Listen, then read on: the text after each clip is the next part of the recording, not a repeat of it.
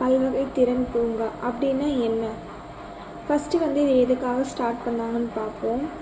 இந்த 2024-25 பட்ஜெட்டில் தான் இது போட்டிருக்காங்க. அதாவது துறை மானிய கோரிக்கை எழும்போது இதை பற்றி சொல்லியிருக்காங்க. எதுனா பல்வகை திறன் பூங்கா அப்படின்னா என்ன?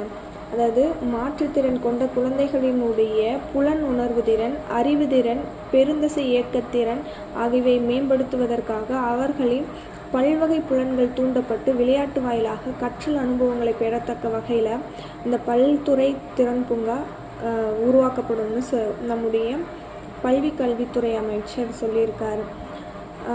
அதாவது பூங்கா வந்து சாதாரண விளையாட்டு இடமாக இல்லாமல், அதாவது சிறப்பு கவனம் தேவைப்படும் குழந்தைகளுக்கு வந்து பார்த்தல், கேட்டல், தொடுதல் மற்றும் சமநிலை போன்ற பல்வேறு உணர்திறன்களை தூண்டும் வகையில் சிறப்பாக வடிவமைப்புடன் உருவாக்கப்பட்ட பூங்கா.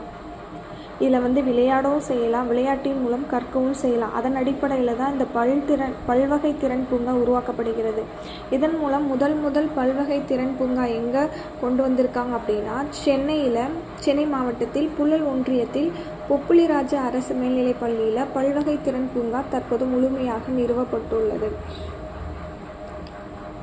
இதனால் வந்து கிட்டத்தட்ட 6லிருந்து +2 வகுப்பு வரை கல்வி பயிலும் மாணவர்களுக்கு இந்த கவனம் வந்து தேவைப்படும். கிட்டத்தட்ட தமிழ்நாட்டில் 10,482 மாணவர்கள் வந்து இதன் மூலம் பயன்பெறுவாங்க.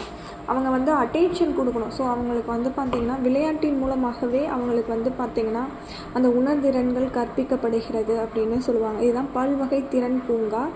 இது ஃபஸ்ட்டு இங்கே சென்னையில் புழலில்